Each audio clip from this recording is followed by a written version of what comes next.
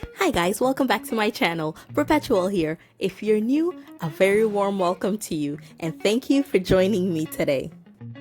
Today we are making proper Ghana goat jollof with Ghana salad.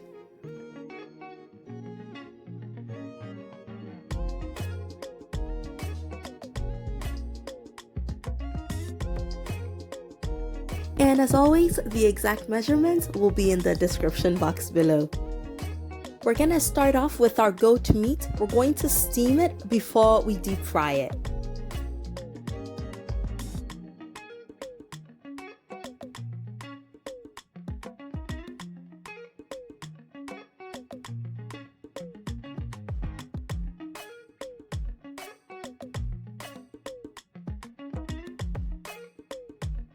The recipe for my all-purpose seasoning is on my blog. The link will be in the description box, or you can use any seasoning of your choice.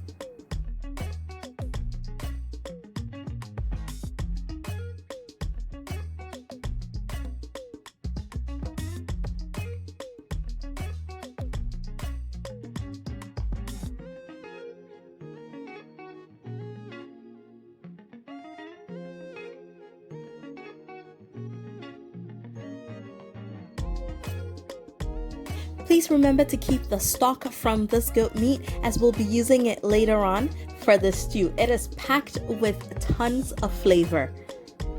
What I like to do after removing all the goat meat from the stock is to leave it on low heat to concentrate the flavor even more and to reduce the water content in it.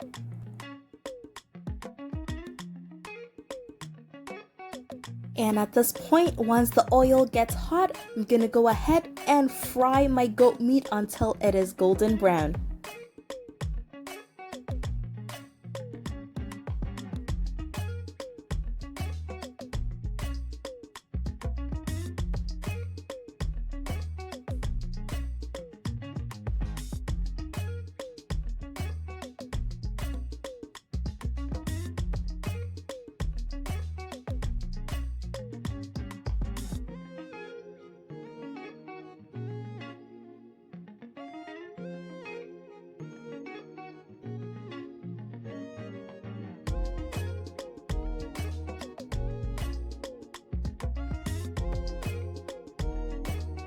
I'm gonna be blending all my onions only because my kids don't like to see onions in their food, but if that's not an issue for you, you can slice about half the amount and blend the other half.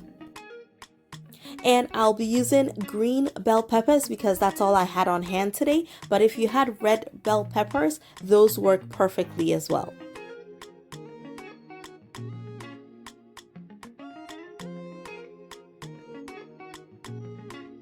I add the strained oil from when I fried my goat meat because that is filled with flavor.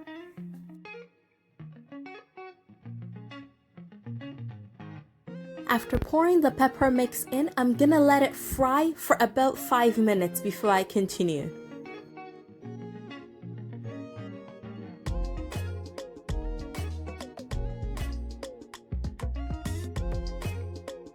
When I make stew for jollof, I use a lot more tomato paste just because it will cook faster and the flavor is more concentrated.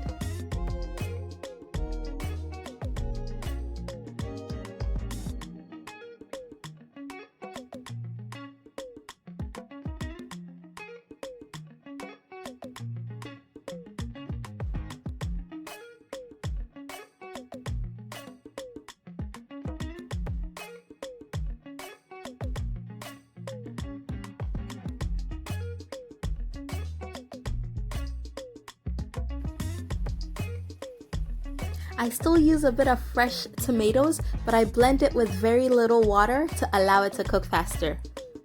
And for that punch of flavor, we're adding the stock from our goat meat.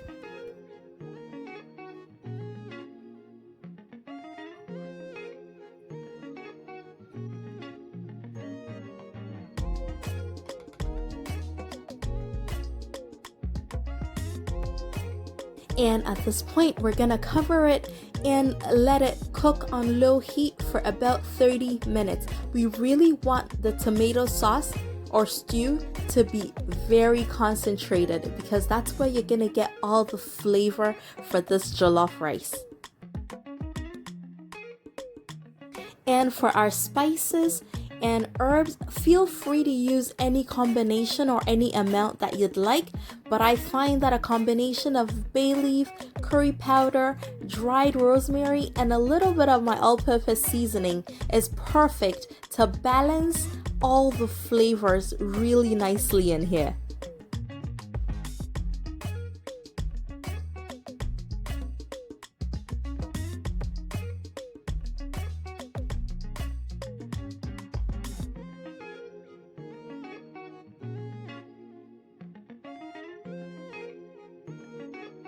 I'm adding about half the amount of goat meat into the stew at this point to allow the flavors to marry. I'll be removing this amount before I cook the jollof, just so that we have a little bit of stew on the side.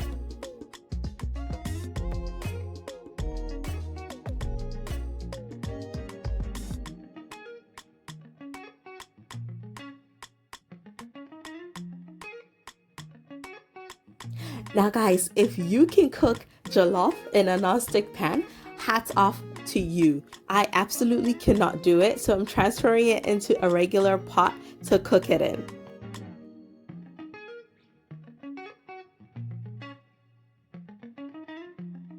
So for this amount of stew, I am using roughly 4 cups of washed rice.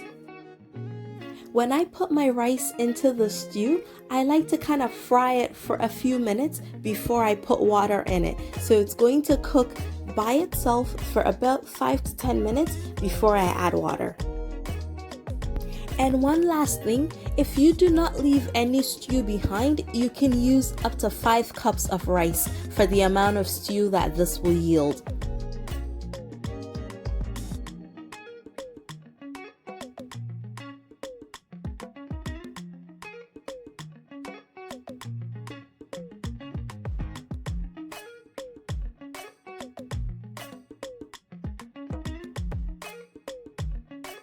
So the amount of water that you put in your jollof depends a bit on the type of rice that you're using. If you're in Ghana, I'm using Gino rice, and I find that this brand of rice requires a little less water. I'm using about 2.5 cups of water. If you like really soft jollof, you can push it to 3 cups, and if you don't like it soft at all, you can probably do it with about 2 cups and maybe a few more tablespoons. Once you cover your jollof to cook, make sure that you're cooking it on really low heat and just leave it alone for a good half an hour. Just let it be. After about half an hour, remove it, give it a good stir, and at this point you can add the remaining goat meat into your jollof. Now, of course, you can put your goat meat into your stew and cook your jollof that way. I just find that it takes a little bit longer to cook because some of the uncooked rice can get stuck in between the layers of the goat meat, and that's the only reason why I add it towards the end of my cooking.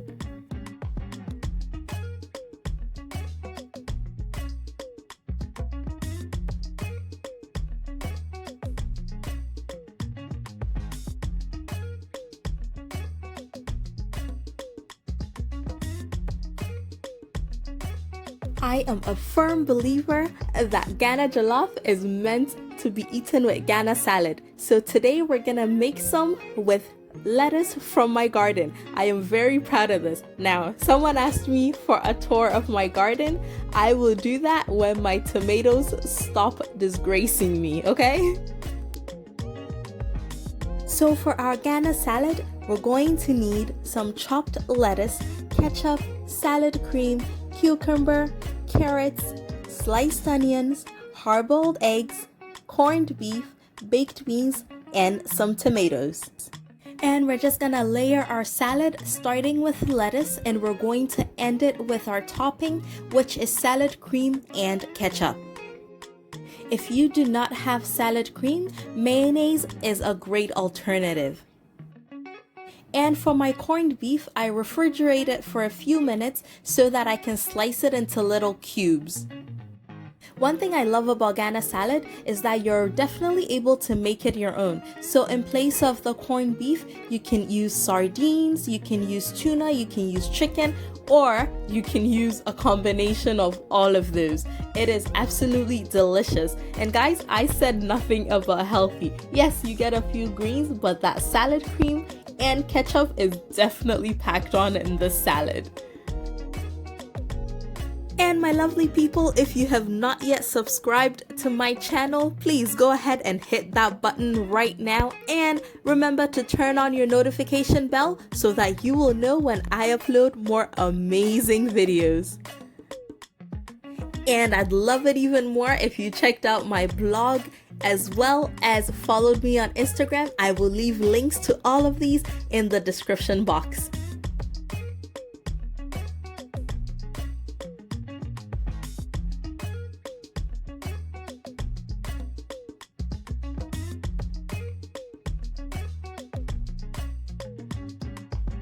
Just a few more finishing touches and our Ghana salad will be ready to be served.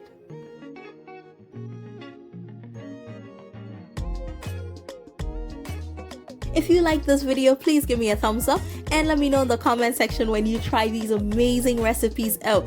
Doesn't it look delicious? Ooh, I cannot wait to dig in. Thank you all so much for coming along with me on this delicious journey. Take care, guys.